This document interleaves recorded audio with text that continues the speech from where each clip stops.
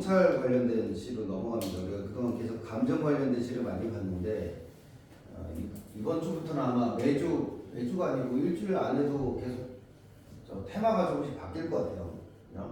우리가 성찰이라고 하는 건 여러분들이 이제 알고 있는 성찰과 달리 성찰은 종류가 두 종류라고 보셔야 돼요. 첫 번째가 무슨 성찰이 있어? 사색적 성찰이라는 게 있고, 그죠? 두 번째가 우리가 알고 있는 반성적 성찰이라는 게 있다 이렇게 보시면 될 것 같아요. 둘 다를 보긴 할 건데 이제 사색적 성찰이나 둘 다 성찰이라고 보는 이유는 뭐냐면 성찰이라는 말이 두 가지가 있어요. 이제 그동안의 어떤 상황들을 돌아보다, 그죠? 그리고 뭐 좀 내가 살아온 삶을 이렇게 돌아본다거나 아니면 우리 사회의 모습을 이렇게 본다거나 이런 뜻이 있어요. 그래서 본다라는 공통점을 갖고 있고 여기 플러스 또 하나는 뭐냐면 그 본 것에 대해서 무언가를 생각을 한다 이런 뜻이에요. 생각. 그지? 아 이게 맞나? 예를 들어 반성할 때는 아 내가 보는 모습이 옳은 건가? 이런 생각을 해보는 거고 우리 사회의 모습이 문제가 없는지 한번 생각을 해보고 이런 뜻을 갖고 있어요. 그지? 그래서 돌아보면서 생각을 한다. 우리가 이걸 좀 사색을 한다라고 생각합니다. 사색.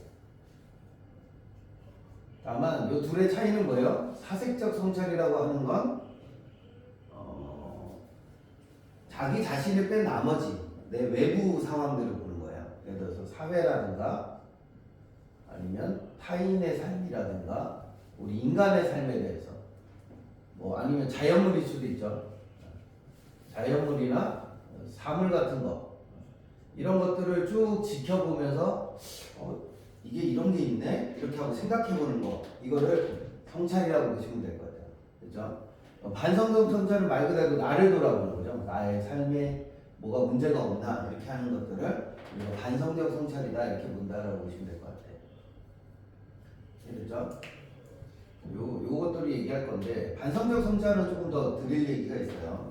예를 들어서 우리가 반성을 하게 되는 이유가 뭐냐 이렇게 보면 첫 번째는 우리가 자아라는 게 있는데 자아가 종류가 두 종류가 있단 말이에요. 예를 들어서 이상적 자아라는 게 있어요. 이상적 자아. 우리가 이거 자아를 분열시킨다고 얘기해요. 자아를 분리합니다. 분리. 자아가 분열되어 있는데 이상적 자아는 뭐냐면 내가 생각하는 멋진 내 모습 이런 거죠. 그죠? 제가 내가 되게 나를 잘 몰랐다고 깨달은 게 언제냐면 그게 2018년인가 17년인가 여름에 일본에 여행을 갔어요. 여행을 갔는데 듣고 있지? 여행을 갔는데 그날 좀 무슨 사건이 많았어요. 그래서 어떤 절을 갔는데 단체 관광을 갔어요. 근데 절 가는 길에 보면 상가가 이렇게 있고 상가를 지나가면 일본인들을 항상 보면 절 앞에 긴 줄로 상가가 이렇게 골목 상가가 있고 상가 끝에 가서 이제 절에 가서 구경을 하러 갔는데 도마뱀이 있는 거예요. 절에. 일본은 이제 섬나라니까 도마뱀이 많아요. 개코 도마뱀이라고 하는 도마뱀이 많은데 엄청 조그만해요. 손가락 한 마디 정도 돼. 조그만 애인데 제가 잡았어요. 저는 원래 그런 거 좋아해요. 저는 시골 출신이라 개구리 잡고 도마뱀 잡고 이런 거 좋아해요. 잡았는데 얘가 손을 타고 이렇게 하더니 어깨에 앉은 거야. 제가 그때 주황색 아디다스 티셔츠를 입고 있었죠. 아디다스 티셔츠 중에 그 땀 이렇게 배출되는 기능이 있는 거 있어요. 얇은 주황색 티셔츠를 입고 있었는데 어깨에 올라가니까 와이프가 너무 신기한지 이렇게 사진을 찍었어요.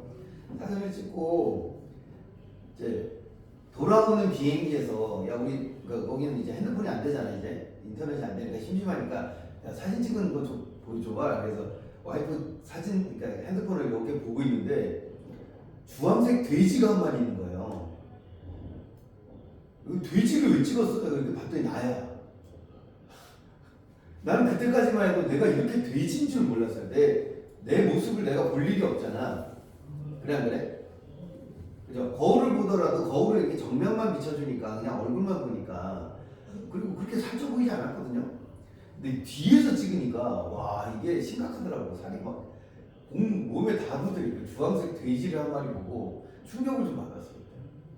야 내가 살이 너무 많이 쪘구나. 제가 원래 한 65kg 나갔거든요. 지금 85kg 나가요. 그다음 불과 2년 사이에 1년에 한 10kg씩 찌더라고요. 학원 강사하면서 이제 학원 수업 끝나면 집에 가서 막 밥 먹고 야식 먹고 이러니까 또 스트레스 받고 이러니까 또 많이 먹어가지고 그래서 그때부터 운동을 시작했죠. 진짜 운동 많이 했어요. 헬스장 가서 막 스쿼트 배우고 막 이래서 운동 겁나 많이 했는데 왜냐면 무릎도 아프기 시작하고 몸무게가 무거워지니까 무릎 아프죠, 허리 아프죠, 온데가 나가서 운동을 했는데 결론은 다이어트는 실패했어요. 저도 나중에 알았는데 운동하면요 이 상태에서 운동을 하잖아. 그러면 근육이 막 붙어요.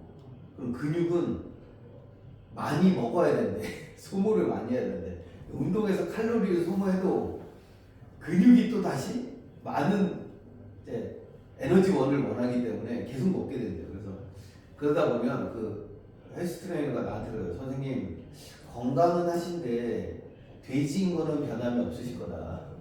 헬스 해봤자 그래서 그걸 뭐라 불러?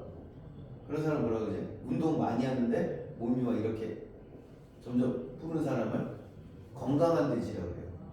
줄여서 건대. 그래서 건대가 된 지 한 5년 됐어요. 2018년부터 계속 건대인 상태로 있어. 살이 안 빠집니다. 이건 먹을 걸 줄여야 된대요. 그죠? 그럼 봐봐. 그러니까 우리는 보면 내가 생각하는 나가 있어요. 그죠? 내가 생각하는 나는 어때? 니네도 아마 그럴 거야. 좀 괜찮게 생각해, 나를. 공부도 어느 정도 하고, 얼굴도 괜찮은 것 같고, 나는 그렇게 황 선생님처럼 저렇게 돼지는 아닌 것 같고, 약간 이런 생각들을 한단 말이야. 그죠? 근데 그러다가, 현실을 맞닥뜨리게 돼. 이걸 현실적 자아라고 부릅니다, 우리가. 여러분들이 첫 번째 현실을 맞닥뜨리는 건 언제일까요? 언제일 것 같아요? 그냥 말씀드릴게요. 수능 보면 맞닥뜨려요. 수능 볼 때. 자, 수능 볼 때쯤 되면 이제 무슨 결과가 나오기 시작해요? 수능 끝나고 나면 수시 결과가 나오기 시작합니다. 계속 떨어져. 계속 떨어지고 수능도 쇠로 망쳐요. 대부분 보면. 그러니까 니네가 그럴 거라는 게 아니라 대부분 그런 경험을 하게 돼요. 그때 깨달아요. 내가 공부를 많이 못하는구나. 내가 공부를 잘하는 게 아니었구나. 이런 걸 깨닫게 돼요. 그때 가서. 근데 그때 가서 깨달으면 어떻게 돼요? 늦진 않았어요. 이제 정신 차리고 뭐 하면 돼. 재수학원을 찾아가서 열심히 공부하면 대학을 잘 갈 수 있어요. 근데 재수학원을 가도 성적이 떨어지는 경우도 있어요. 되게 신기하죠? 1년 내내 학원을 다니는 거야. 재수학원은 아니죠. 아침부터 가서 거의 밤까지 계속 공부를 해요. 근데 성적이 떨어져요. 왜 그럴까? 근본적인 공부가 잘 안 돼 있는 경우가 많아요. 그러니까 급하니까, 자기가 마음이 급하니까 막 문제집만 사다가 막 풀고 그냥 뭐라 그러지? 수박 겉핥기식 공부를 많이 하게 돼요. 예를 들어서 이런 공부들을 안 해요. 뭐 현대시를 좀 천천히 학습을 한다거나. 왜? 마음이 급할 거 아니야. 그치? 1년 안에 승부를 또 내야 되잖아. 그래 안 그래? 삼수하고 싶어요? 안 하잖아요. 그죠? 그러니까 그렇게 여러분들이 현실을 맞닥뜨리게 됩니다. 그러니까 우리는 다 보면 내가 생각하는 나가 있고 뭐가 있어요? 실제로 내가 겪게 되는 나가 다르게 돼요. 그죠? 제가 겪은 충격점, 저는 정말 심각한 충격이었어요. 제가 그렇게 돼지인 줄 몰랐는데 제가 그날 내가 이렇게 돼지구나라는 걸 깨달았어요. 그래서 요거에 이상격자와 현실격자 사이에 뭘 느낀다 그래? 차이가 많이 날수록 우리는 괴리감을 심하게 느낀다라고 얘기해요. 그죠? 그럼 괴리감을 느꼈을 때 반응이 두 가지 정도는 아닌다고 보셔야 돼. 예를 들어서 대표적인 작가가 있는데 여기에 대한 반응은 자아가 분열됐을 때 반응하는 건 두 가지인데 대표적인 작가가 윤동주 같은 작가가 있어요. 윤동주 같은 사람은 그럼에도 불구하고 내가 내 현실이 쓰레기구나 이렇게 생각이 들면도 불구하고 뭐예요? 계속 꿈을 꿔요. 희망을 놓지 않고 계속 합니다. 그러면서 자기 성찰을 계속해요. 그죠? 그래서 윤동주 같은 경우는 성찰 이후에 이걸 뭐라 그러냐면 자아가 화해되는 쪽으로 나아가요. 그러니까 자아가 점점 업그레이드가 돼요. 이런 업그레이드 될 수 있어 이렇게 보는 입장이, 사람은 바뀔 수 있어 이렇게 보는 입장이 있고, 대표적인 작가 중에 또 누가 있냐면 이상이라는 작가가 있대. 이상이라는 작가는 어떻게 되냐면 자아가 분열되기 시작하는데 분열을 막을 수가 없어. 그래서 분열이 심화돼요. 거의 이제 아예 분리돼. 꿈을 상실하게 돼. 그래서 이상을 쫓지 않게 돼. 이름은 이상인데 더 이상 꿈을 찾지 않는 사람이 되거든요. 그래서 분열의 심화를 겪게 되는 거예요. 잘 봐봐. 예를 들어서 그것도 그런데 자기가 돼지라는 걸 알게 됐을 때 사람들의 반응은 아니야 나 다이어트 할 수 있어 이런 사람이 있고, 쉽게 말해서 그죠? 그냥 될 대로 되라, 그냥 먹고 싶은 거 먹고 살래 이렇게 포기하는 인간이 있고, 세 번째는 뭐가 있어요? 자괴감 쩌는 인간들이 있어요. 맞죠? 그래. 마음 편하게 그냥 먹는 사람이 있고, 세 번째가 김수영이라는 작가인데, 김수영은 자기를 굉장히 극단적인 성찰이에요. 극단적인 성찰. 난 쓰레기야 이러면서. 근데 극단적인 성찰을 하는 목적도 역시 뭐예요? 뭔가 철저한 반성을 하기 위해서. 저는 윤동주는 너무 이상적인 사람이고, 그냥 꿈 많은 청년 같고, 진짜 현실에서 좋은 거는 김수영 같아요. 그죠? 그러니까 예를 들어 내가 다이어트를 그날 그냥 사슴으로 주황색 돼지가 됐구나 이러고 말면 다이어트는 안 하겠죠. 그죠? 근데 그날 보고 내 스스로 나에게 계속 넌 주황색 돼지야, 넌 주황색 돼지야 이러면서 자기를 계속 공격하면 뭐 하고 싶은 마음이 들까? 진짜로 빼고 싶은 거야. 극단적인 자기 성찰을 통해서 자기를 바꾸려고 하는, 이런 유형 세 가지 정도가 있다 이렇게 이해하시면 될 것 같아요. 이해되죠? 잘 정리해놓고 지문을 좀 봅시다. 자, 요것 중에 요 시는 좀 특이합니다. 요 시는 좀 특이한데, 요 시가 요게 언제 나온 거냐면 여기 보시면 이게 사선모의고사에 나왔던 거라 좀 특이한 시가 좀 나왔어요. 나도 공산에서는 나를 버릴 수 있으리. 자, 나를 버린다는 건 무슨 말이야? 뭘 버리는 거지? 나를 버린다는 거?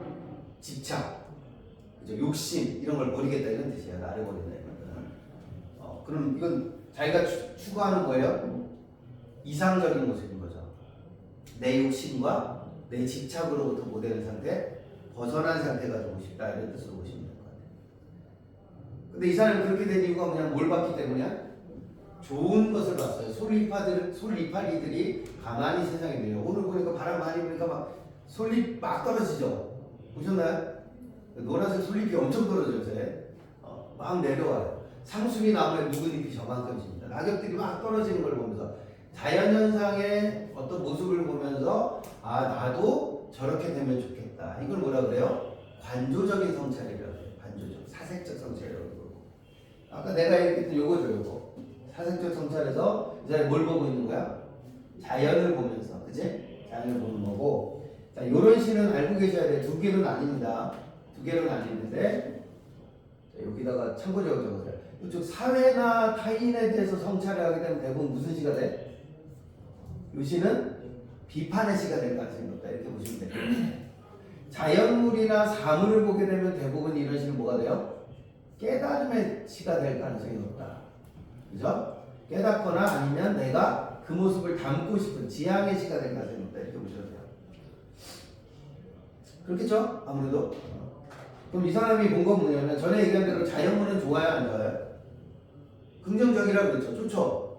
솔잎파리들이 가을이 되니까 스스로를 떨어뜨려요. 근데 그게 뭐가 좋아? 포기한 거 아니야? 나약한 거 아니야? 이렇게 볼 수도 있습니다. 그죠? 근데 밑에 내려가니까 내가 이거 봐봐. 전에 얘기한 대로 이게 되게 중요합니다. 자연의 모습이 나왔고 화자와 자연의 관계를 잘 보셔야 돼. 자연 현상에 대해서 나도 뭐 하고 싶어요? 뭔가를 내려놓고 싶어. 이 말은 자연과 내가 뭐 되고 싶은 거야? 비슷하게 되고 싶어. 이걸 지난번에 우리 기본 수업할 때 뭐라 그랬죠? 자연과 대응관계를 형성한다라고 얘기하는 거예요. 이해되지? 그러면 이 시는 뭐가 될 가능성이 높아요? 지향의 시가 될 가능성이 높다. 자연으로부터 본 좋은 모습을 나도 뭐 하고 싶다? 닮아가고 싶다. 이런 시가 될 가능성이 높다. 이렇게 보셔야 돼요. 됐죠? 그럼 지나온 날들처럼 남은 생도 벅차려. 이렇게 살아가면 뭔가 욕심을 버리고 살아가면 어때요? 삶이 벅찬 감격이 있을 것 같다. 이런 거죠. 그지? 그리고 여기 보면 뭐뭐하리 이런 거 이제 안 해도 되죠? 뭐가 반복돼? 종결어미가 반복돼. 뭐 운율이 있다, 강조가 있다 이 정도는 충분히 할 수 있을 것 같고 밑에 내려오면 봄이 오는 소숲에서 내 손에 무엇을 쥐고 무엇을 내 마음 가장자리에 잡아두리. 이 말은 무슨 말이에요? 내 마음에다 뭔가를 막 이렇게 막 욕심을 부려서 뭘 붙잡아두지 말아야겠다 이런 뜻인 거예요. 이해되시나요? 제가 이번 주에 이걸 겪었는데 주식이 좀 올랐어요. 이번에 제가 주식 말씀드렸는데 주식이 좀 올랐어요. 올랐는데 이렇게 많이 올랐어요. 이렇게. 근데 갑자기 제가 예상한 것보다 막 이렇게 올랐어요. 이렇게. 근데 제가 여기서 팔았거든요. 그러니까 그 뒤로 근데 한참 더 올라왔으니까 막 짜증이 나는 거예요. 짜증이 나는 거예요. 근데 여기서 여기 갭만 먹어도 사실은 그 전에 마이너스였다가 이렇게 떨어져가지고 여기 마이너스 났었거든요. 4천만 원 마이너스를 하셨어요. 근데 요 사이에 한 4천만 원 벌었어요. 이 사이. 이만큼 올라왔거든. 근데 여기서 한 4천만 원 이상 더 오른 거예요. 여기가. 근데 이거 저는 못 먹었어요. 그러니까 막 짜증이 나는 거예요. 근데 못 먹은 이유가 아들 아침밥 차려주다가 그래서 여기서 약간 떨어지길래 내가 팔고 다시 들어가려고 했거든요. 아침밥 차려주다가 타이밍을 놓친 거야. 그래서 막 아들한테도 좀 짜증이 이 새끼 왜 방학이야 뭐 이러면서 짜증이 좀 났었거든요. 근데 곰곰이 생각해보니까 옆에 선생님이 그러더라고. 왜 돈을 벌었는데 화가 나주세요 그러더라고. 돈을 벌었잖아요. 적은 돈이 아니에요. 굉장히 많은 돈을 벌었거든요. 아니 그 많은 돈을 벌어놓고는 왜 슬퍼하냐 나한테 그러더라고. 또 생각해보니까 그래요. 그죠? 그럼 내가 화를 내는 이유는 뭐죠?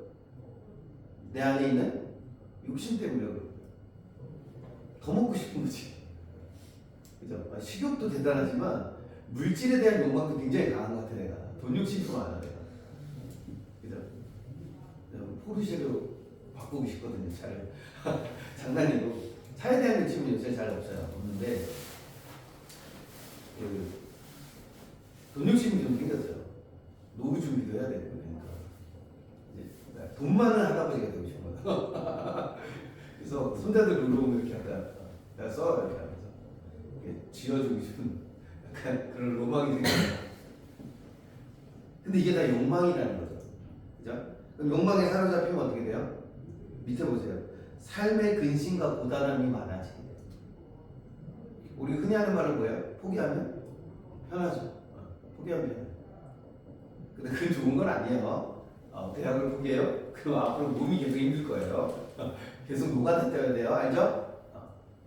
그런 분들을 무시하는 게 아니고 몸으로 일한다는 게 너무 힘든 걸 저도 알아요. 알기 때문에 가능하면 몸으로 하지 않는 게 좋죠. 사실은. 몸이 너무 힘듭니다.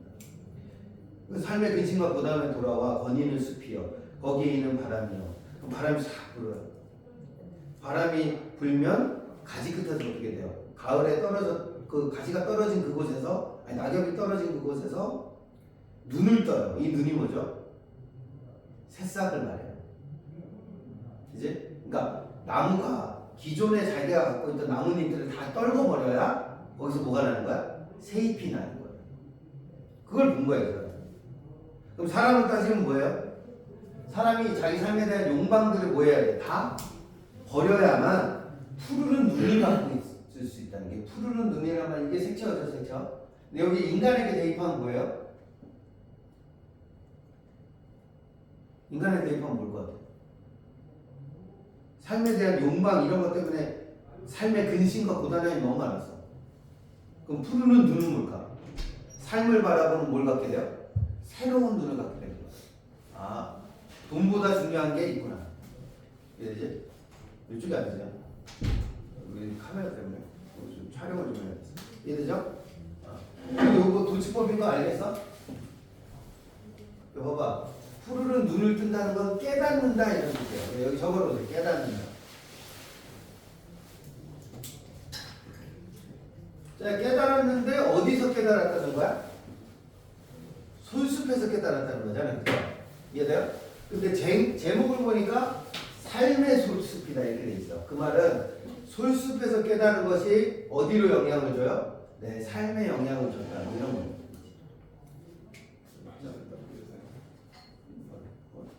빨갛다고 그렇죠?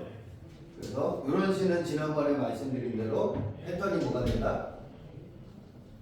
이런 시, 그리고 이런 시들은 특징이 뭐라 그러지? 말투가 관조적인 시죠. 뭔가를 깨달은 시잖아, 그렇지? 그럼 감정이 뭐 돼 있을 가능성이 높다? 네, 절제돼 있을 가능성이 높다라고 보셔야 돼요. 다 그런 건 아닌데 여기 감탄사 같은 거 쓰는 거야, 안 쓰는 거야? 그죠? 없잖아요. 감탄사 없죠? 그죠? 감탄형 어미 쓰나요? 나는 나를 버릴 수 있으리. 리는 감탄형이 아니고 뭐지? 미래형이에요. 미래 시제. 나는 이제 나를 버릴 수 있을 것 같다. 이런 뜻이에요. 지난 날들 가만히 내려놓아도 좋을 것 같다. 이런 뜻이다. 이 정도로 보시면 될 것 같아요. 됐죠? 그럼 뭔가 감정이 되게 절제되어 있는 상태에서 깨달음을 얘기하는 시가 될 가능성이 있다. 여러분들 봐주시면 좋겠다. 자, 오른쪽에 있는 수필은 여러분들 읽어보셔도 될 것 같아요. 읽어 넘어가고. 여기를 아직 안 푸셨으면 이제 주말에 반드시 푸셔야 돼요. 여기. 그죠? 제가 요거를 계속 제가 보니까 여러분들한테 풀어오고 제가 설명해 줄게 라고 했는데 사실 그렇게 하는 게 제일 좋아요. 모의고사는. 그러니까 수업하기 전에 뭐야? 자기가 직접 풀어보고 그 다음에 수업을 하는 게 좋긴 한데 좋긴 해요. 그래서 과제는 계속 그렇게 낼 거예요. 낼 건데 제가 이렇게 해보면 이제 현대시가 그래도 되는 사람이 있고 아직은 좀 잘 안 되는 사람도 있고 그래요. 그래도 어떻게 해봐요? 풀어오실 수 있으면 풀어오는 게 좋고 안 되면 어떻게? 수업 듣고 나서 보세요. 알겠죠? 그 말은 내가 화요일에는 검사를 하겠다 이런 뜻이야. 화요일에 검사했는데 숙제가 안 돼 있다. 그러면 어떻게 해요? 지난번에 얘기한 대로 이제 목요일에 4시에 출근하는 거예요. 니네가 일찍 오는 거야 학원에. 알겠니? 제가 그렇게 좀 공부를 도와드릴게요. 저한테 욕을 먹으면서 그지? 욕을 사방을 드시면서 이제 하게 되고. 저는 공부라는 게 이제 여러분들이 이제 고등학생이요. 이제 2학년이고 입시가 이제 1년 반밖에 안 남은 거예요. 1년 한 10개월 많이 남은 거죠. 이제 수시까지 가면 1년 반도 안 남은 거야. 수시까지는. 네. 여름방학 때 저거 쓰거든요. 원서를. 그럼 1년 반도 안 남은 거예요. 사실은. 개월수로까지만 1년 5개월. 아니다. 1년 한 7개월. 그럼 한 1년 반 정도 남았죠. 그죠? 1년 반이면 여러분들이 이제 입시라는 거를 실제로 하게 돼요. 진짜로. 1년 반은 어떻게 사냐가 되게 중요한 시기로 들어왔다라고 보고 제가 할 수 있는 건 뭐 여러분한테 자꾸 공부하라고 하는 수밖에 없죠. 제가 뭘 할 수 있겠습니까? 그지? 그러니까 공부 안 하면 제가 좀 뭘 하겠다. 자, 유명한 시입니다. 윤동주. 요즘 많이 등장하는 시예요. 이제 모의고사나 이런데 다수적으로 이게 제 기억에 여기도 저기에 있는데 실제로는 고3 지문에 요즘 많이 등장을 했었어요. EBS에서도 많이 등장을 하고 있는 시입니다. 살구나무 그늘로 얼굴을 가리고 병원 뒤뜰에 누워 젊은 여자가 하얀 다리를 들어놓고 일광욕을. 자, 이 여자는 어떤 여자인 것 같아요?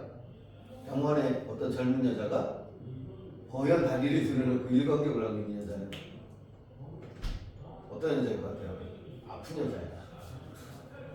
정신병원은 아니에요. 정신병원은 아니고 여자가 건강 상태가 별로 좋지가 않은 겁니다. 그죠?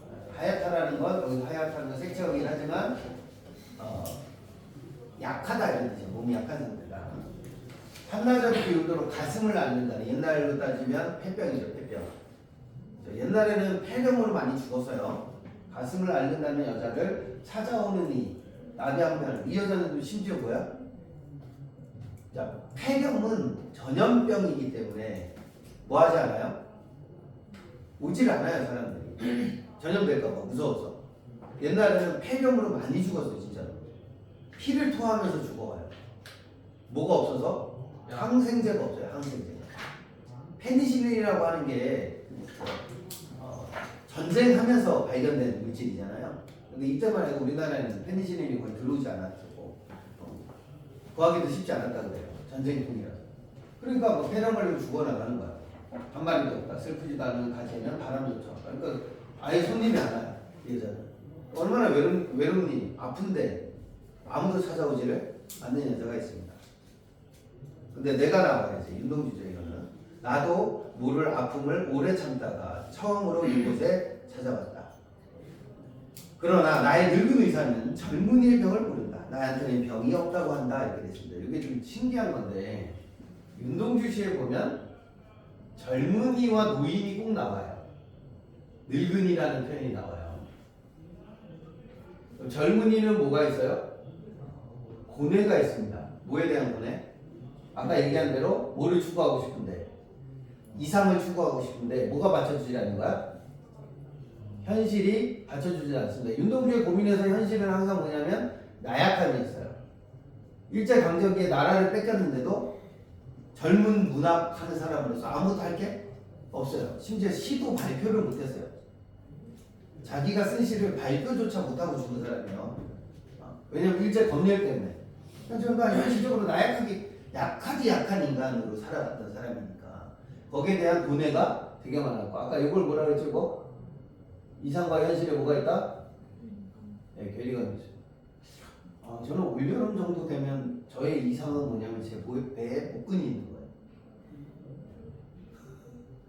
근데 제가 여기 학원에 온 뒤로 제일 많이 먹는 게 뭐냐면 여기 1층에 이디야 커피에서 바닐라 커피 같은 걸 하나 사 먹거든요.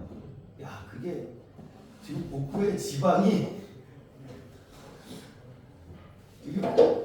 어마어마하게 끼고 있어요 지금. 돌아버리겠어 내가 이것 때문에.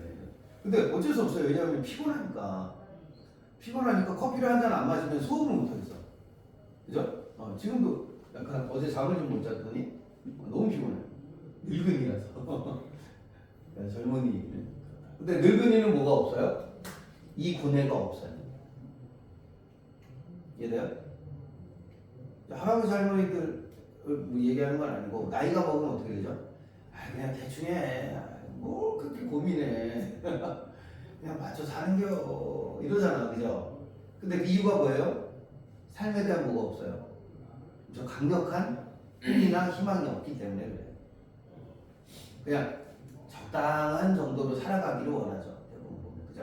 그러니까 늙은이는 젊은이를 이해할 수 있나요? 없나요? 이해할 수가 없는 거예요. 이 고뇌를 이해할 수가 없는 거죠. 윤동주의 병은 이거였어요. 자신이 나약함인데 자기도 뭐 하고 싶어요?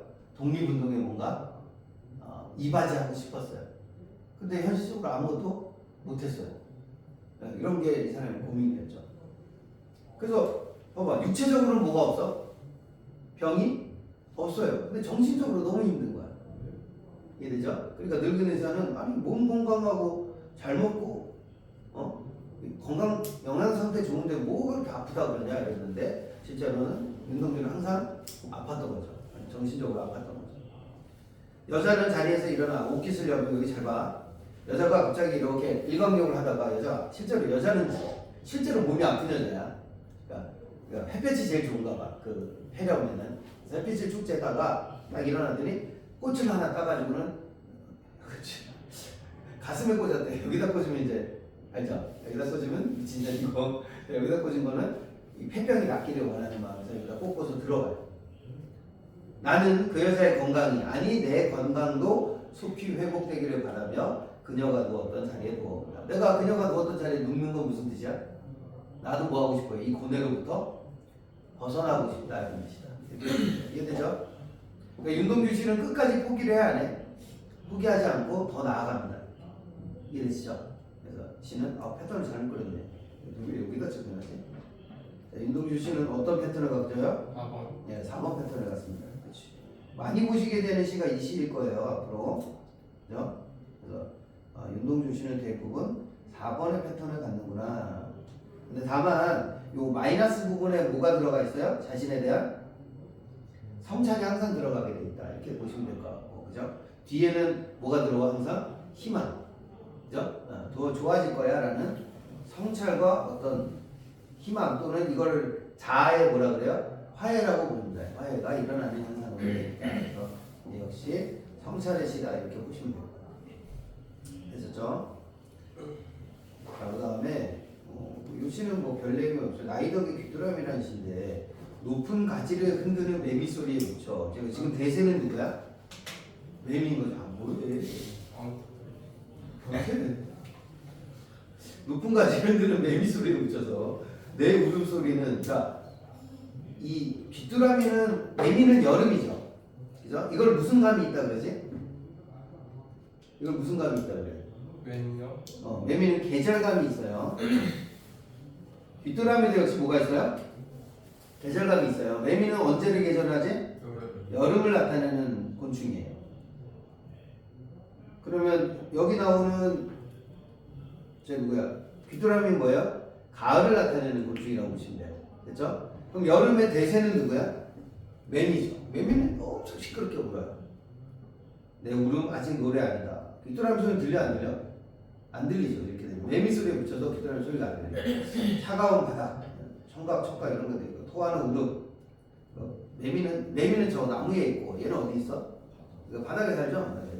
축축한 데 조그만 데 이런 데 삽니다. 좀 좁고 축축한 곳에 살죠. 귀뚜라미들이. 이슬 한 방울 내리지 않는 지하 콘크리트 벽 좁은 집에서 숨 막힐 때 나 여기 살아있다. 뚜루루 귀뚜루루 뚜루루 보내는 타전 소리가 누구의 마음 하나 울렸을까? 얘가 원하는 건 뭐야? 누군가의 마음을 울리는 거야. 이걸 뭐라고 부른다고? 이상이다 이렇게 보시면 될 것 같아요. 근데 현실이 받쳐줘요 안 받쳐줘요? 안 받쳐줘요. 지금 매미떼가 뭘 잡고 있니? 전체 소리를 다 잡아먹어버리죠. 그죠? 그럼 이상과 현실은 또 뭘 느껴? 괴리를 느끼는 거다 이렇게 보시면 될 것 같아요. 그죠? 근데 포기했어 안 했어? 안 했어요. 그죠? 맑은 가을이 올 거예요. 그죠? 그렇게 되면 나도 누군가의 가슴에 실려가는 뭘 부르게 될 거야? 노래. 누군가에게 감동을 주는 노래를 부를 수 있을 거야. 이렇게 돼 있어서 이 시도 역시 이렇게 보시면 될 것 같고 이 시도 패턴을 제가 잘못 그렸는데 4번. 네, 4번 패턴으로 보시는 게 맞아요. 이 경우도 대조도 있지만 제가 보기엔 지향의 의지가 좀 더 강하다 이렇게 보셔야 돼요. 어렵지 않죠? 그러니까 패턴 잡는 것도 계속 연습을 좀 해놓으시면 좋겠다 이렇게 봐요. 자, 그다음에 넘어가서 참 아까 부끄럽죠? 그리고 이제 여기까지 해서 화요일까지 다 안 해오시면 목요일에 조기 출근. 오케이? 자, 이것도 역시 누구시에요? 자, 46페이지 이것도 역시 누구십니까? 윤동주 씨입니다. 보이죠? 이 시는 좀 특이하게 윤동주가 뭐하고 시작해요? 상황부터 제시하고 합니다. 잃어버릴 때 뜬금없이 갔잖아요. 자, 이렇게 쓰면 뭐 하려는 목적이지? 죽었잖아 막 이렇게 시작하는 거랑 비슷하고 나 어제 큰일 났잖아 막 이런 거 있잖아. 듣는 사람들 뭘 자극해요? 호기심을 자극하기 위한 거다라고 잃어버렸습니다. 상황이 좋지 않죠? 근데 지도 뭘 어디다 잃어버린지 몰라. 그래서 두 손을 더듬는다. 두 손을 더듬는다는 건 무슨 말이니? 주머니를 더듬는다는 건 찾는 거죠. 어떠지? 이러면서 나갔다는 거예요. 이게 주머니를 이렇게 뒤진다는 건 무슨 뜻과 같니? 내면을 성찰한다 이런 뜻이야. 나 자신이 돌아본다 이런 뜻이야. 길에 나아갑니다. 제가 아까 얘기했죠. 자아 성찰은 반드시 뭐가 있다? 뭐 하는 과정이 있어요? 자기를 돌아보는 과정이 있습니다. 돌아보는 과정이. 그러니까 여기 주머니를 더듬는 건 자아를 성찰한다는 뜻이고. 자, 근데 그 가는 길이 쉬워요, 어려워요? 되게 유명한 구절이죠. 돌과 돌이라는 표현을 써요. 걷는 길에 뭐가 계속 있어? 돌이 많아요. 그 말은 뭐예요? 성찰의 길은 멀고도 험하다 이런 뜻입니다. 이해돼요?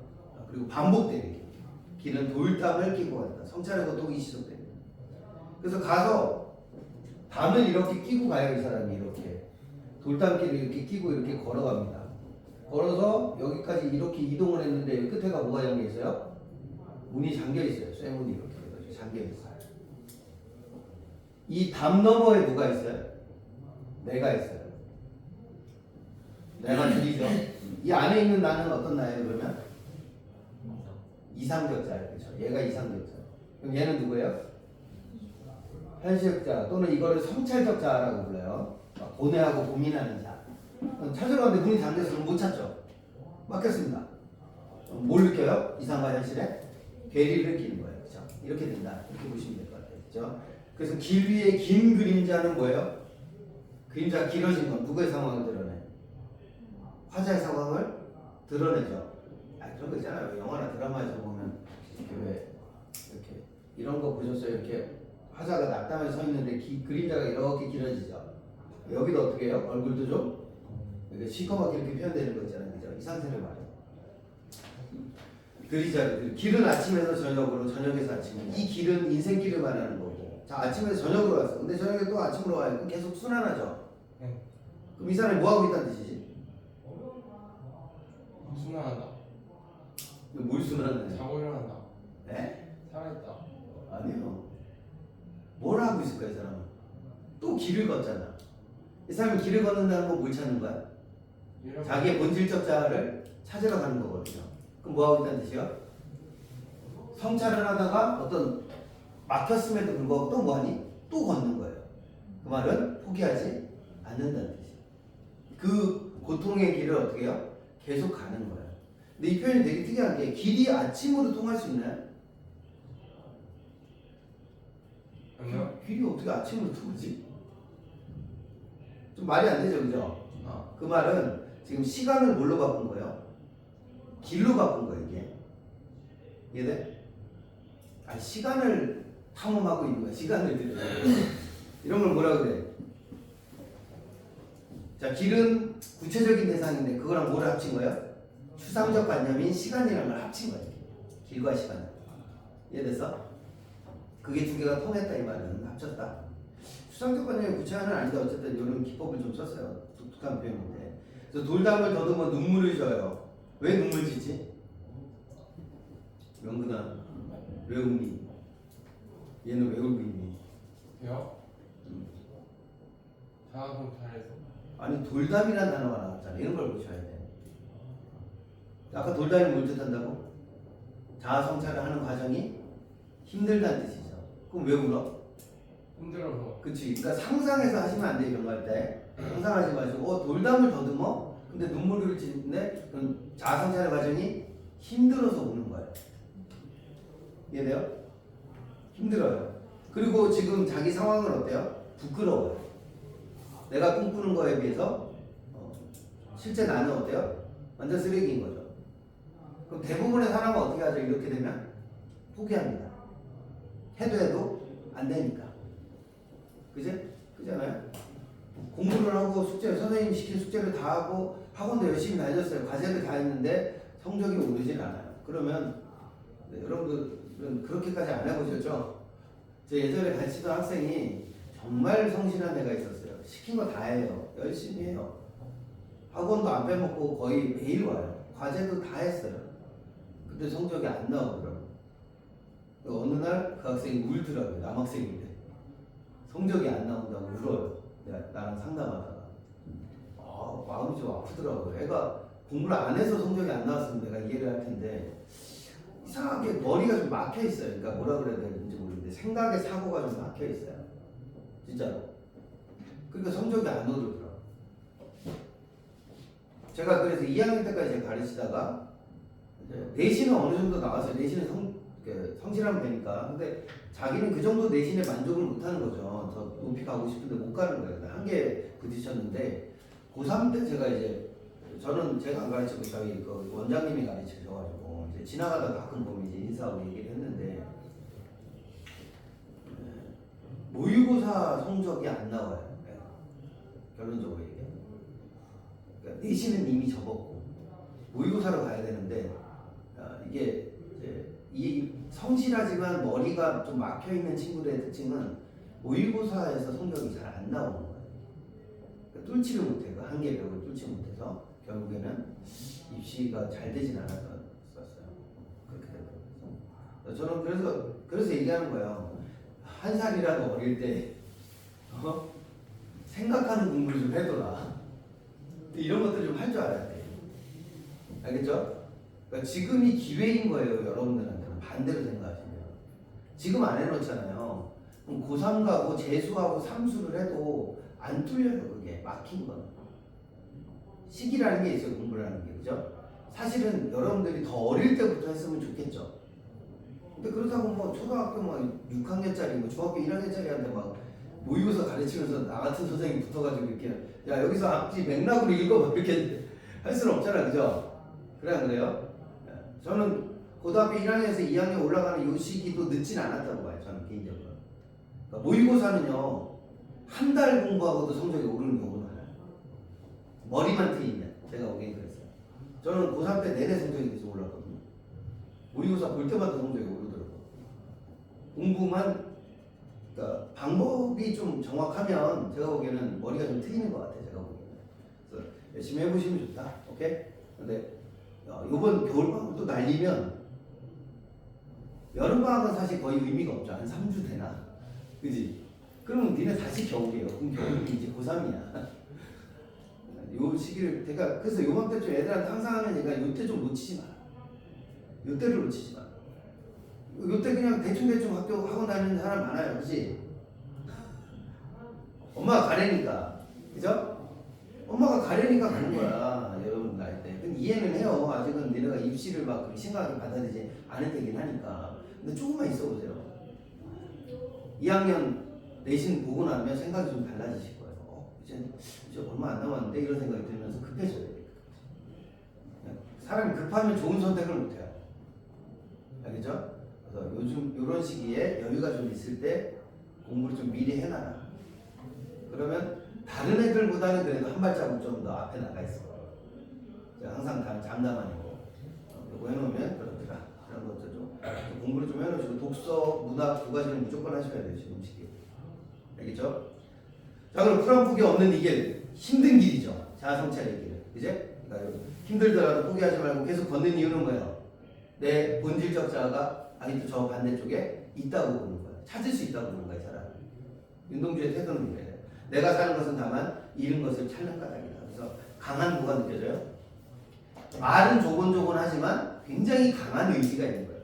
눈물을 흘릴 정도로 힘든데도 뭐 하지 않아요? 절대 포기하는 법이 없는. 윤동주가 그래서 감동을 많이 주는 거예요. 그래서 얘도 역시 4번입니다. 성찰의 4번 패턴이다 이렇게 보시면 돼요. 거의 똑같죠? 윤동주는 대부분 다 이렇습니다. 패턴들이. 대부분 다 이렇게 보시면 될 것 같고 여기도 이거 보세요. 이런 시는 제가 뭐 설명할 것도 없어요. 남을 사랑하는 사람이 되고 싶은데 남보다 누굴 더 사랑해요? 나를 더 사랑해. 그럼 이게 이상이고 이게 현실이지. 현실의 괴리를 느꼈으니까 그래서 식사가 뭐야? 날 위해서 먹는 밥이니까 어떤 식사예요? 가난한 식사인 거죠. 가난한 식사. 그지? 그렇게 됐는데 그래도 포기했어요? 안 했어요? 기도를 하고 일기를 쓰고 이러고 싶었는데 안 됐어요. 안 하네. 안 하고 그냥 반성만 하는 거야. 마냥 항상 허물만 내보이는 사람이 되고 말았다.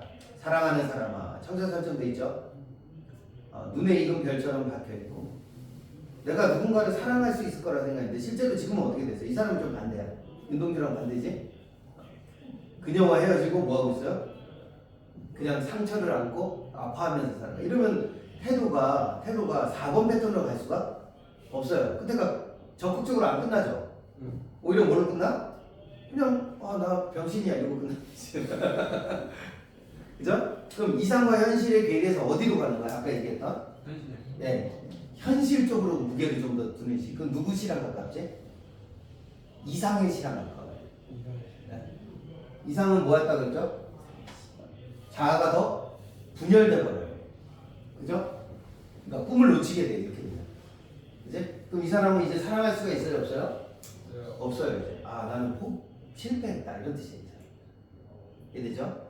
요 두 가지 패턴이 있다. 윤동주랑 좀 패턴이 다르지? 끝에 와서 그냥 약간 슬픈 거죠. 그죠? 내가 누군가를 진정으로 사랑할 수 있을 줄 알았는데 사랑에 실패해버린 아픔을 가진 사람 정도가 돼버린다. 이렇게 보시면 돼요. 그죠? 비슷하죠? 이렇게 모아보는 거는 되게 의미가 있는 것 같아요. 자, 여기도 윤동주 씨가 또 있습니다. 윤동주 씨가 참 많이 나와. 1학년, 2학년 때는 이런 것들은 해놓으시면 이제 내신 때도 쓸 거예요 아마. 그죠? 외부지문 나올 거고. 창밖에 뭐가 내려요? 밤비가 내려요. 자, 비는 밤에 내리는 비는 뭘 뜻하는 줄 아시나? 혹시? 그냥 뜬금없이 그냥 밤비 이렇게 됐으면 밤에 비가 내리면 밖에 나가기가 어려워져요. 그죠? 무섭고 위험하고 이래요. 그러니까 밤비는 뭐가 돼요? 외부와 단절하거나 아니면 사람을 뭐하거나 가둬두는 효과지. 억압의 효과가 좀 있어요. 밖에 비가 내리면 밖에 소리가 안 들리죠. 창문을 뭐 해야 돼요? 닫아야 돼. 그러니까 외부와 단절되어 버리게 되고, 그리고 밖에를 못 나가게 해. 날씨가 안 좋으면, 그죠? 비 오는 날에 누가 비쳤다고 자꾸 돌아다녀요. 그렇지 않아요? 오늘 뭐 저녁에 뭐 눈이 온다는 얘기가 있었는데 안 오네. 오늘 온다고? 오늘 지나면 아마 좀 추워질 거다 뭐 이런 얘기 있더라고요. 그럼 사람들이 이제 거기 길거리에서 보면 사람들이 별로 없죠. 날씨가 그렇게 되면. 그러니까 이런 것들은 사람을 뭐 하는 거야? 억압한다. 근데 얘가 어디에 있어? 남의 나라에 살고 있네. 누구의 억압을 말하는 거야? 일제의 억압을 말하는 거예요. 남의 나라는 일본에 와 있는 거다 이렇게 보시면 돼요. 그렇죠? 왜? 눈 안 오는데? 다행이네. 새 차이네. 자, 시인이란 슬픈 천명이 아까 얘기했던 왜 슬퍼요? 무기력하니까. 일본의 압력에 뭐 할 수가 없어요. 저항할 수가 없어요. 그죠? 근데 나는 뭐가 되고 싶은 거야? 시인이 되고 싶은 사람이에요. 그러니까 슬픈 거죠. 시인은 현실에 대해서 뭐 하는 존재야?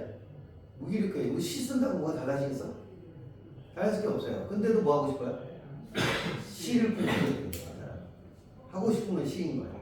그래서 슬픈 천명이에요. 하늘이 나에게 부여한 운명. 요거 어디서 많이 보는 개념하고 비슷하죠? 어디서 봤지? 늙은이. 늙은이 말고. 아니 이건 좀 달라요. 늙은이는 그냥 무기력한 거고 얘는 여전히 뭐야? 자기 운명을 자각하고 있고. 누구지? 백석씨랑 비슷하죠. 흰 바람력이 있어도 비슷하잖아요. 그래 안 그래? 이제 나는 약하지만 뭐 하려고 그래? 현실에서 약하지만 그럼에도 불구하고 시인의 꿈을 꾸잖아요. 나이나 말이야 일케나 그지? 도연명 이런 사람처럼 되고 싶다 이렇게 말하잖아. 그치? 그런 거예요. 땀내와 사랑내 부르는 후각이죠. 엄마 아빠가 학비를 보내줘서 내가 일본에서 유학하고 있어요. 대학 노트를 끼고 여기도 봐봐. 누가 나와? 늙은 교수가 나와. 그 말은 수업 들어봤자 뭐 도움이 돼? 아무런 도움이 안 돼. 아주 무기력한 강의. 늙은 교수의 강의나 늙은 교수의 강의는 아마 수업도 되게 재미없을 거예요. 그죠? 어르신 진짜 재미없는 소리. 우리 옛날에 제가 한양대 다닐 때 우리나라 100대 시인에 드시는 선생님 계세요. 김승훈 선생님이라고 계셨는데 그 선생님 수업을 들으러 갔어요. 그 선생님 수업 때 담배를 피세요. 상틀에 이렇게 앉으셔가지고 그 당시에는 학교에서 담배를 폈었어요. 창문을 탁 열어놓고 담배를 쫙 피시다가 시 한 수씩 쓰세요. 그러니까 시를 하나씩 써요. 제가 그때 고양이를 키우고 있어서 고양이 관련된 시를 썼더니 자네는 무슨 동시를 썼나? 그랬죠. 개빡쳐가지고 내가 그다음부터 그 교수 강의를 듣지다 수업을 겁나 못해요. 우리나라 100대 시인 안에 들어가는 사람인데 수업을 진짜 못해요. 교수들이 수업을 진짜 못해요. 재미가 없어. 수업은 더럽게 안 해주면서 더럽게 안 가르쳐 주고는 시 써놓으면 막 동시나 썼고 말면서 평까지만 해요. 겁나 짜증나. 성적도 잘 안 나왔어요. 성적은 잘 주셨어요. 한 거에 비해서 성적을 그래서 수업을 들었어요. 그런데 수업이 진짜 재미가 하나도 없어. 배운 게 하나도 없어 진짜. 제가 그때 깨달았죠. 나는 시의 재능이 없나 보다. 진짜 재능이 없었어요. 제가 감각이 진짜 없었어요. 근데 제가 현대시를 이제 가르치려고 그러니까 학원 강사가 됐잖아요. 졸업하고 학원 강사가 돼가지고 가르치려고 보니까 시를 뭐 해야 돼? 분석해야 되고 알아야 되잖아. 시를 많이 보다 보니까 어떻게 됐을까? 잘해요. 아니 지금도 감각은 없어요. 근데 뭐가 생겼을 것 같아요? 좋은 시, 나쁜 시 정도는 볼 수 있는 그 눈은 있어요. 여러분들이 시를 쓸 필요는 없어요. 대학을 다니기 위해서. 그잖아요. 그래 안 그래? 감상문을 쓸 필요도 없어요. 시를 뭐 할 수만 하는데 정확하게 해석할 수만 있으면 돼요. 그게 수능에서 요구하는 거거든요. 내신에서도 마찬가지. 야, 너 어떻게 주말에서 휴지가 나오냐? 그럴까 화장실로 챙겼는데. 아니 무슨? 아무튼 그렇습니다. 대학 노트나 끼고 부모님이 힘들게 번 돈 가지고 대학 늙은 교수의 강의나 들으면 뭐가 쩔까? 쩔어요. 뭐가 쩔어질까? 자괴감이 쩔어져요. 내가 아무 의미가 없는 짓을 하는 것 같잖아. 그래 안 그래? 돈이나 쓰고 있는 것 같아요. 엄마 아빠 힘들게 번 돈을 낭비하고 있는 것 같은 느낌이 들죠. 그죠? 생각해보면 어릴 때 동물들 하나 둘 셋다 일제강점기니까 많은 사람이 어떻게 돼요? 죽거나 다치거나 이렇게 되죠. 어릴 때 친구들 많이 다들 힘들게 살아요. 근데 나는 일본에 얘네 집 부잣집이잖아. 일본에 유학 가가지고 편하게 늙은 교수의 강의나 들으면서 그냥 시간이나 보내고 있는 거야. 그래서 자기를 뭐라 표현해요? 나는 침전하는 존재다. 침전이 뭔지 알죠? 침전을 알아? 가라앉는 거. 그냥 가라앉는 물질들이 있어요. 나는 가라앉는 물질이야. 이런 걸 무슨 이미지라고 그래? 하강적 이미지라고 하지. 그리고 내가 나한테 물어본 거죠. 이걸 무슨 질문이라고 그래? 자기를 성찰하면서 하는 질문을 뭐라 그래? 이거 시험에 잘 나와. 자조적 질문을 던진다라고 얘기해. 나는 왜 이 모양이니까? 이해돼? 부정적이 굉장히 부정적이야. 저는 얘기했죠. 성찰은 긍정이야, 부정이야? 부정. 네. 성찰이 두 종류인데 반성적 성찰은 부정적으로 보셔야 돼요. 자기를 굉장히 안 좋게 보는 겁니다. 그럼 하강이 돼요. 쭉 떨어지죠. 인생은 살기 어렵다는. 남들 다 힘들게 사는데 나만 시를 이렇게 뭐하게 써요? 제목이 쉽게 씌어지신다.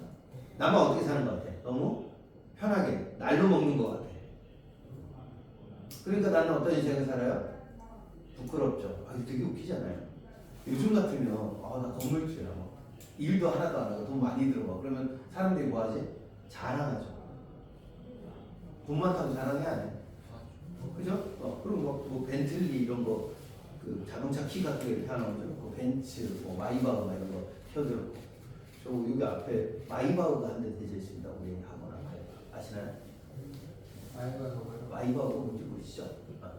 요 앞에 가시면 지금 오늘 와보니까 없는데 요 학원 앞에 이디야 바로 앞에 차가 긴 차가 하나 대져 있어요. 위에 투톤 컬러로 되어 있어요. 위에는 회색인 것 같고 아래쪽에는 검은색으로 이렇게 되어 있는 차가 한 대 있을 겁니다. 마이바흐라는 차인데 여러분 잘 모르시죠?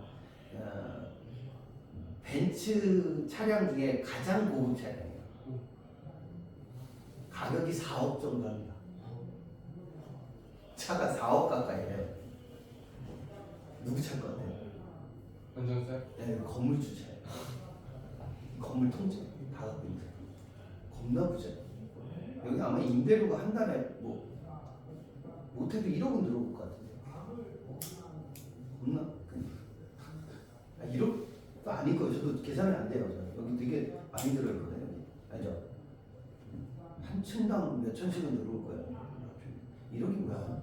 3억씩 들어올 것 같은데요. 건물이 2, 3억 정도는 들어올 거예요. 여기 위치 겁나 검소하신 거예요. 한 달에 3억씩 버주는데 차가 3억 몇 천짜리 차는 검소한 거 아니야? 우리 월급이 얼마야? 200. 그러니까 한국 평균 월급이 한 350 정도 돼요. 350 정도 돼요. 그럼 차도 350만 원짜리 타야지. 저 정도 되면 롤스로이스 타도 돼요. 10억짜리. 저 정도 되면 원래 롤스로이스 타야 되는데 마이바흐 타시니까 굉장히 검소하신 거. 뭐라고? 쉽게 봤어요. 롤스로이스 볼 수는 있죠. 내게 아니라서 그렇지. 롤스로이스 앞에 범퍼 깨지면 1억 나간대요. 상상이 안 되지? 제가 근데 무슨 얘기를 하고 싶냐면 우리는 어떤 시대를 살아요? 돈 많으면 자랑스러운 시대를 살고 있죠. 그죠? 그러나 윤동주는 자기가 돈 많은 집 아이인 거, 돈 많은 집 자식이고 너무 편하게 사는 걸 뭐예요? 부끄러워하는 거예요. 이걸 무슨 가치라고 해? 이걸 정신적 가치가 있다라고 얘기하는 거예요. 우리는 가치가 두 종류가 있습니다. 물질적 가치가 있고 그래서 정신적 가치가 있습니다. 돈이나 어떤 부유함이 주는 가치가 있지만 그거에 비해서 뭐가 있어요? 정신적 가치라는 것이 있어요. 제가 그런 생각을 좀 하는데 저도 사실은 되게 정신적 가치가 낮다고 생각이 좀 드는데 차 좋은 거 타는 사람들이 막 뒤에서 빵빵거리는 사람이 굉장히 많아요. 우리나라는. 알죠? 심지어 저는 좀 짜증나는 게 뭐냐면 1억 미만 차예요. 예를 들어 벤츠 중에 막 8천만 원, 9천만 원 정도 되는 거 있어요. 애매한 차 있어. E클래스 차량이라고 있어요. 우리나라 소나타급? 소나타랑 정도 되는 건데 그래서 그거 탔는데 죄송합니다 이런 사람은 존나 지랄하고 다녀요. 뒤에서 막 앞에 차 안 가면 빵빵거리고 쌍라이트 켜고 막 이런 사람들 꽤 많아요. 그 정신적 가치가 물질적 가치보다 훨씬 낮게 있는 사람들입니다. 근데 그걸 부끄럽다고 생각을 안 해요. 그건 부끄러운 짓이에요, 사실은. 그러니까 쉽게 말해서 질이 떨어지는 거야, 내가 보기에는. 근데 우리 사회가 그런 거를 전혀 그렇게 생각을 안 하니까 좀 쪽팔리는 일이에요, 그건 사실은. 그러면 안 돼요, 어디 가서. 돈이 많이 있어요. 내가 좀 살아요, 예를 들어서. 그럼 보통 보면 그 저거 있잖아요. 이제 우리나라 제일 좋은 차가 제네시스죠. 그것도 한 1억 가까이 해요. 제네시스 GV80이랑 겁나 큰 이죠. 그거 타는 새끼들 치고 운전을 곱게 하는 새끼를 본 적이 없어요. 자기가 뭐 하다고 생각해요? 되게 잘났다고 생각을 하시는 거예요. 근데 전원차 타는 사람이죠. 마이바 이런 사람들은 안 밟아요. 천천히 가세요. 그게 개간지나요, 진짜. 빵빵도 안 해요, 심지어. 그냥 기다려줘요, 이렇게. 겁나 멋있는 거예요, 그런 거. 근데 우리는 저희가 얘기하면 안 돼. 그렇습니다. 나 진짜 건물주 진짜 멋있는 것 같아. 친하게 지내고 싶어요. 아무도 뵌 적이 없는데. 자, 그렇습니다. 저도 역시 근데 차 가지고 얘기하는 거는 되게 정신적으로 수준이 낮은 거야. 자동차 얘기하는 것 자체도. 자, 그 다음 보세요. 육적방은 이게 되게 중요한데 아까 앞에 나왔던 거죠. 수미 상관은 아니에요. 근데 위치를 좀 바꿨죠. 이걸 뭐라 그래? 아까 원래 이게 먼저 나왔어. 창밖에 바퀴가 속살거리는데 육적방이 나옵니다. 너 위치가 되게 중요한 거 알아? 전에 얘기했죠. 예를 들어서 차은우를 보여주고 선생님을 보여주면 정답이 뭐라 그러지? 반대로 황쌤을 먼저 보여주고 차은우 보여주면 비교. 졸라 잘생겼다 이거예요, 답이. 근데 차은우를 먼저 보여주고 나를 보여주면 오징어예요. 그러니까 배치 순서는 중요한 중에 되게 중요한 거예요. 그럼 얘가 배치를 바꿨잖아요. 이걸 변주라 그래요. 원래 있던 모양을 어떻게 하는 거야? 살짝 변주는 반복하는데 바꾸는 거야. 이해돼? 내 말이 안 돼? 네. 똑같은 말인데 위치만 바꿔줬어. 이것도 변주라 그래요. 그럼 아까는 뭘 먼저 얘기했죠? 반비가 먼저 나왔는데 지금은 뭘 먼저 얘기해요? 네, 일본에 있다는 얘기를 먼저 하고, 그래, 난 지금 뭐 어떤 상황이야? 일본에 있는데 힘들어, 억압된 상황이야 를 얘기했어요. 그게 뭐가 다르다는 거야? 생각이 바뀌었다는 뜻이에요. 일본에 억압이 있지만 이런 뜻이야. 이해돼? 이해돼 안 돼? 네. 앞에는 뭐였어? 나는 억압당하고 있어. 근데 일본 유학생이야. 이런 뜻인 거고. 요건 오케이. 나는 일본 유학생인데 지금 억압을 당하고 있지만 이런 뜻이에요. 그럼 태도가 뭐 됐다? 바뀌었다고 보시죠. 이걸 시상이 뭐 된다? 전환된다고 볼 수가 있어요. 이렇게 되면. 이해돼요? 맨날 그러나가 있어야지 시상 전환되는 게 아니야. 이래도 시상이 전환됐다고 보셔야 돼요. 그 뒤에 뭐라 그래 갑자기 이 사람이? 아까 가지면서 막 바닥에 내리꽂던 태도가 뭘로 바뀌어요? 나 이제 뭘 킬 거야? 등불을 킬 거야. 등불을 밝혀서 뭘 쫓아낼 거야? 어둠을 몰아낼 거야. 그리고 시대처럼 올 아침. 시대라는 건 반드시 온다 이런 뜻이에요. 반드시 오게 될 뭘 기다릴 거야? 아침을 기다릴 거야. 아침은 뭐가 되겠니? 좋은 거. 해방. 그죠? 독립이 되겠죠. 되잖아요? 윤동주 씨의 요거 자주 나와요. 등불과 어둠의 대조. 아침의 반대는 뭐였을까? 앞에 있던 시어를 떠올려야죠. 밤이죠, 밤. 지금은 밤이지만 이제 곧 뭐가 올 거야? 시대처럼 아침이 오게 될 거야. 독립은 반드시 될 거야. 그럼 그걸 기다리는 최후의 나는 어떤 나가 될까? 꿈과 희망을 갖고 있는 이상적 자아가 되는 거죠. 그리고 그 나가 누구한테 손을 내밀어요? 또 다른 나에게 손을 내밀어요. 윤동주 할 수 있어. 그 나는 누구야? 그치, 쭈구리가 되어 있는 나예요. 현실적 자아. 이걸 보세요. 이상의 반대말이 현실이고요. 본질의 반대가 뭐야? 알맹이의 반대는 겉껍질이죠. 껍질을 뭐라 그래? 피상이라고 그래. 피상. 겉피자, 그치? 피상적 자아. 그 자아는 어때요? 나약하죠. 이해돼요? 그럼 꿈이 누구에게 손을 내미는 거야? 나약한 나에게 손을 내밀어서 손을 잡아야 돼. 그리고 어떻게 해요? 파이팅 하면서 일으켜주는 거야. 그걸 윤동주는 뭐라고 한다? 자아가 화해한다. 그래서 그걸 최초의 악수라고 불러요. 이해되시죠? 윤동주 씨만 알아도 외부 지문에서 꽤 많은 걸 처리할 수 있어. 진짜 많이 쓸 수 있고 수능에도 단고 손님이세요. 윤동주 씨는. 그래서 윤동주 패턴을 알아두세요. 다만 그동안 나왔던 시는 이제 나오진 않아요. 그러나 새로운 시가 나오게 될 텐데 그것도 역시 윤동주스럽게 만들던 시가 나오겠죠. 그죠? 이거 알고 계시면 도움이 될 것 같습니다. 이 시도 4번에 성찰됐다. 자, 됐나요? 똑같은 걸 계속 보니까 좀 지겹네요. 저는 지겨우기 싫어요.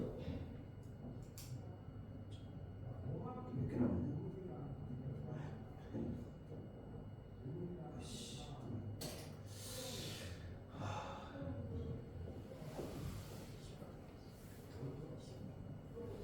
20분 남았어. 왜? 무슨 뜻이야? 20분이나 남았다는 거야? 20분밖에 안 남았다는 거야? 너는 솔직히 말해서 앞뒤로 다 잘라먹었으니까 너는 온지 한 몇 분 됐냐 이제? 한 30분 됐냐? 야, 날로 먹는다 날로 먹어. 좀 지루하니까 여기까지만 하고 독서를 조금 처리를 하고 가시죠. 뭐 마무리할 게 있어가지고. 풀어왔니 근데? 안 풀었어요? 안 풀었으면 문학을 끝내는 걸로. 좀 빨리 끝내드릴게요 그럼 오늘. 네. 두 지문 정도만 더 하면 끝나요. 두 지문은 아니고 2개니까 4지문 정도. 4지문 그만 합니다. 이 뒤로는 다 비슷해요. 친구가 원수보다 더 미워지는 날이 많대요. 자, 좋은 모습이 안 좋은 모습이야? 안 좋은 저 친구 조금 잘못했는데 그거 가지고 존나 뭐라 하는 거죠. 그죠? 남한테는 어떤 사람이냐? 엄격해요. 자기는 굉장히 다 봐주죠. 이걸 사자성어로 뭐라 그러지? 내로남불. 그렇지, 내로남불이라는 거죠. 사자성어. 사자성어 아니죠. 내가 하면 로맨스, 남이 하면 불륜이잖아요. 줄임말이잖아요. 그게 무슨 사자성어야. 네. 그냥 4글자지. 한자로 된 걸 사자성어라 그래요. 한자성어라 그러잖아. 야, 내로남불은 순우리말이야. 야, 그냥 사자성어처럼 만들어 놓은 거죠. 사자성어라고 하는 놈들도 참. 이제 자, 돌처럼 자라지고 굳어지나 보다. 나는 어떤 사람이야? 돌처럼 작아요. 굳은 존재야. 어떤 사람이야 이걸? 꼰대라고 그러죠. 또 뭐라 그러지 요새? 아주 쪼잔한 인간인 거지. 쪼잔. 남한테 아주 엄격한. 근데 동해 바다는 어때요? 굉장히 넓어요. 너그러워. 그죠? 자, 이게 뭐냐면, 자, 내가 나를 성찰하게 되는 원인, 요것도 좀 알아주셔야 돼요. 이거 성찰에 뭐라 그래? 매개체가 두 종류가 있어요.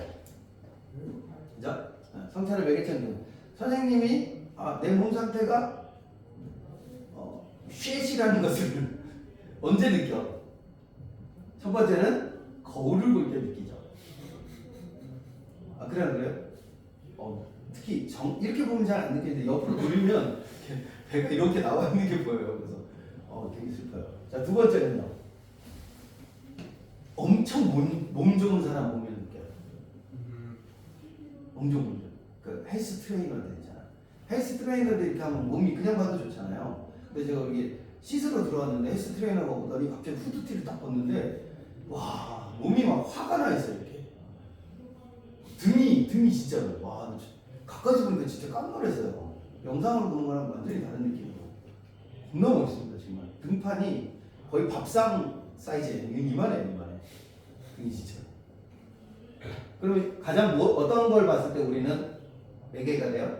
이상적인 거 봤을 때. 윤동주 씨는 주로 하늘이죠. 하늘 이런 거. 두 개가 동시에 있으면 진짜로 충격 와요.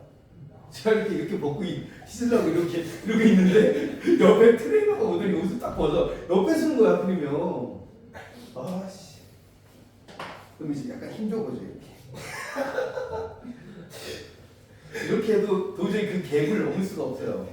알지 무슨 말인지. 아씨. 와, 그냥 가만히 있는데도 너무 멋있어. 이렇게 하고 싶은데 시간이 없어요. 그냥 학원 강사는 그냥 수업이나 잘하면 되죠, 그죠? 그렇게 그래 이해하고 살라고. 주식이나 잘하면 될 것 같아요. 주식. 그 헬스 트레이너보다는 제가 돈을 많이 거예요. 월급은 많이 벌 거예요, 내가. 자, 널따란 바다처럼 너그러질 수 없어. 근데 왠지 진 것 같은 느낌이 드는 거죠. 아씨, 짜증난다. 자, 넓다란 바다처럼 너그러질 수 없을까? 여기 아까 무슨 질문이라고 했지? 자주적. 자조적 질문이지. 할 수 있어요. 그죠? 자조적 질문이에요. 감싸고 끌어안고 받아들일 수 없을까? 이렇게 했습니다. 근데 여기가 도치예요. 왜? 자, 스스로 억센 파도를 다스리기 때문에 뭐예요? 바다는 너그러운 거죠. 그러니까 자기한테 엄격한 거지. 이해되니? 그럼 요거과 요거가 위치가 바뀐 거 이해돼? 이렇게 도치, 그지? 여기도 나도 스스로 몸을 어떻게 해야 돼요? 채찍질해요. 그럼 나 스스로 조심하게 되겠죠. 나한테는 엄격하고 뭐야? 남한테는 너그러질 수 있을 것 같다. 이런 뜻이죠. 이런 패턴은 자 여기 극복 의지가 드러나는 시가 아니에요. 이것도 긍정 부정이 있는데 이건 어떤 패턴이야? 긍정과 부정 모습의 대조적인 모습. 그지? 그래서 지난번에 얘기한 대로 긍정 쪽을 보면 뭐야? 지 향이 나오게 되고, 그지? 부정 쪽을 보면 어떻게 돼요? 성찰이 되겠죠. 성찰이나 비판이 나온다. 이렇게 보시면 돼요. 됐죠? 여기 둘 다 있어요. 성찰도 있고 뭐도 있어? 지향도 있다. 이렇게 보시면 될 것 같아요. 이해되지? 둘 다 있다. 이렇게 보시면 될 것 같아요. 이것도 체크해요. 요 시는 여기 둘 다 생긴다. 이렇게 보셔야 돼요. 성찰과 지향이 둘 다 있다. 됐죠? 두 개만 더. 조금 빨리 갈까요? 이제는 비슷하죠, 근데 이렇게 보니까 그지? 비슷합니다. 자 여기 시 보세요. 이 시 좀 어려운데 오장환이라는 시인의 황혼이요. 저 지난번에 고향 앞에서라는 시의 작가예요. 기억나시나? 그 작가입니다. 직업 속에서 실업자들이 일터와 같이 출근해요. 일은 없는데 뭐 하러 오는 거야? 일 구하려고? 실업자들이 많이 와요. 상황이 좋아 안 좋아요? 안 좋아요. 근데 놀면 더 살이 빠진대요. 뭔가 몸을 움직거려야 밥도 들어가잖아요. 그죠? 저처럼 운동하면 식욕도 완전 올라오거든요. 근데 운동을 안 한 사람은 어떻게 돼요? 식욕도 별로 없어요. 그러니까 팔다리가 얇아지더라고요. 야위요. 네, 저 같은 사람은 운동도 하고 많이 먹어서 건강한 돼지라고 그러고 우리 형은 그래요. 우리 형은 운동을 안 하세요. 운동을 안 하는데 배만 나와요. 그런 뭐라 그러냐 ET. ET 뭔지 알아? 알아요 이거? 영화 몰라? ET? 외계인 ET 몰라요? 아 돌아버리겠다. 이거 대화가 안 되는 거. ET형 있어요. 한번 찾아보세요. 아니, 그림으로 그려드렸더니 우리 형이 이렇게 생겼다는 건 아니에요. 그러니까 이렇게 생겨가지고 목 겁나 길어. 목 겁나 길고 배가 이렇게 나와요. 팔다리 되게 얇아 막. ET는 몰라 이거? 이렇게 생겨 이렇게. 우리 내보는 아 여기 위에 이렇게 월리. 월리. 그럼 뭘? 아이씨 그거 어떡어. 이렇게 생겼죠 이렇게. 이런 분들은 어디 가면 많이 만나볼 수 있냐면 목욕탕 가면 많이 계세요. 어르신들. 할아버지들이 몸매가 다 이러세요. 이렇게 나와요. 진짜 이렇게 나와요. 팔다리 근데 되게 얇아요. 무슨 뜻이야? 운동을 거의 안 한다는 뜻이에요.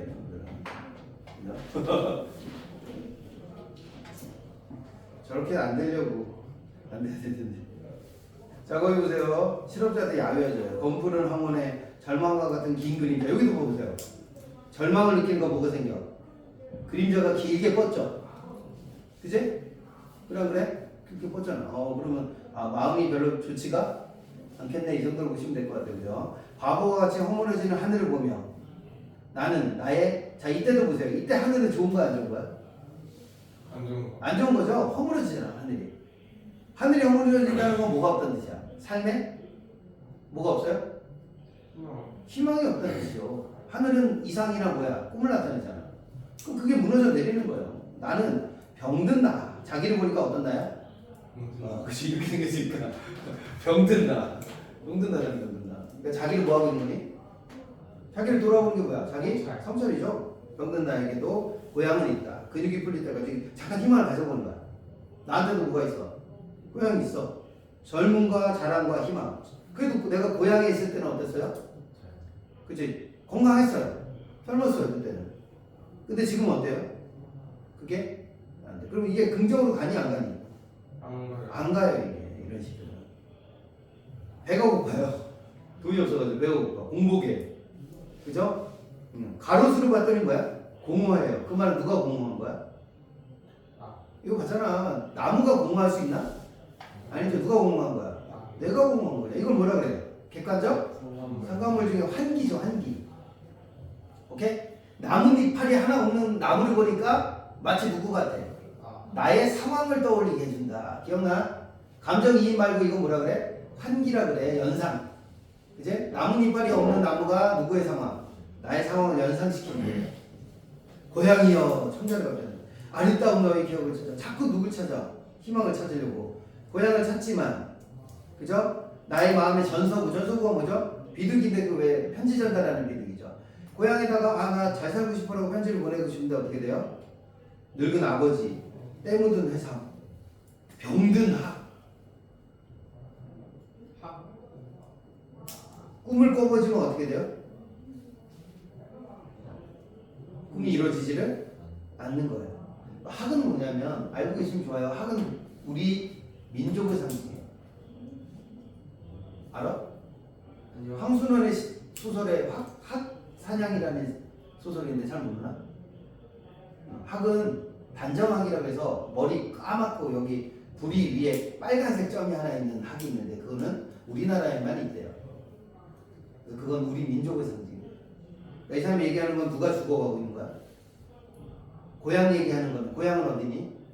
우리 민족을 말하는 거야. 우리 조국을. 고향이 죽어간다는 건 무슨 말이야? 우리가 죽어가고 있다는 뜻이지. 우리 민족 자체가. 오장환이 일제강점기 대신이니까 이렇게 해석해 줄 수 있어. 그리고 언제예요? 니네 산업화가 두 번인 건 아시죠? 일제강점기 때 산업화 한 번, 1970년대 박정희가 한 산업화가 한 번, 두 번 있어요. 일제강점기 때 산업화 통해서 뭐가 죽어나가지? 농촌이 죽어나갔어요. 사람보다 일 잘하는 기계가, 그죠? 나날이 늘어나고 나는 병든 사나이, 타태와 무기력, 힘없는 분노와 절망을 묻어버린다. 전체적으로 계속 마이너스. 그죠? 이런 성찰도 있다 이렇게 보시면 될 것 같아요. 아, 그 혹시 요새 아세요? 그 법대 가지 말라 그러던데 그 얘기 들어봤니? 아니요. 이제 법대를 가시면 안 된대요. 왜 안 되는 줄 알아요? 그거 AI 때문에. 원래 그 법학과 나온 애들이 뭐 하는 게 전공인 거야? 법조문 찾는 거죠. 이 상황에 맞는 법 조항을 찾아서 적용하는 거잖아. 근데 그걸 AI가 더 잘한대요. 그래서 미국은 지금 법대 나온 애들을 새로 취업을 안 뽑는데 기존 법 저기 하는 분들로만 운영을 하고, 그러니까 그 말은 법대를 가면 안 된다는 뜻이라기보다는 그냥 법을 단순히 찾는 기능은 누가 더 나아? AI가 더 낫대요. 또 디자인 있죠. 디자인 그냥 그림 그려주는 거 있잖아. 그러니까 디자이너들도 실업이 많이 된대요. 왜요? 그림 단순한 그림 그리는 건 누가 더 잘 그려? AI가 훨씬 잘 그려요. 실업자 엄청나게 늘고 있습니다. 근데 그 말은 잘 생각해 보셔야 돼요. 어디에 기회가 있다는 뜻이에요? AI처럼 그냥 단순한 짓은 AI한테 맡기게 될 거예요. 그럼 사람은 뭐 하게 될 것 같아요? 명령질하게 될 거예요. AI를 얼마나 잘 다뤄서 결과물을 만들 수 있냐가 직업이 될 것 같아요. 제 느낌은. AI가 스스로 만들지는 않아요. 걔가 갑자기 그림을 그려볼까? 그리고 지가 그리지는 않아요. 누가 시켜야 그리잖아요. 얘는. 그치? 근데 그거를 명령을 얼마나 잘 넣느냐에 따라서 결과물이 천양지차로 달라진대요. 이게. 그래서 그 AI를 잘 사용할 수 있는 것이 직업이 되지 않을까 제 생각엔 그래요. AI가 쫓아오지 못할 게 딱 하나 있습니다. 뭔지 아세요? 상상력이에요. 여러분들 이제 앞으로 취업하시게 되면 AI를 무조건 끼고 일하시게 될 거예요. 그러면 상상력을 조금 키워주셔야 돼요. 그 분야의 전문성도 있어야 되고 상상력도 있어야 되고. 그러니까 AI가 등장했다고 해서 법조계에 있는 사람들이 다 잘려요?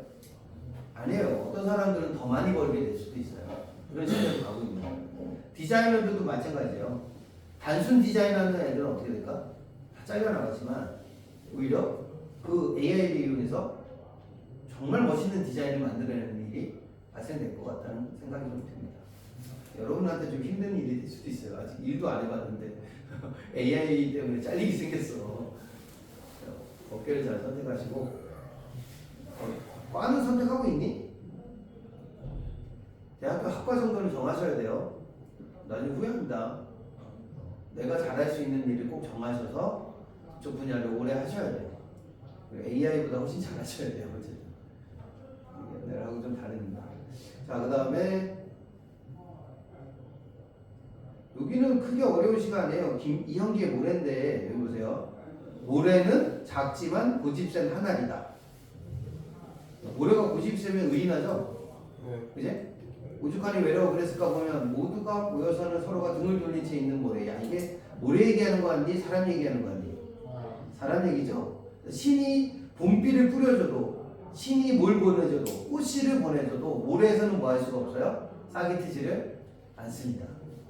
어디 얘기하는 것 같아요? 우리 사회를 얘기하는 거죠. 이해되지? 그럼 이런 시는 뭐 하는 시야? 현실을 비판하는 시라고 볼 수가 있을 것 같아요. 그지?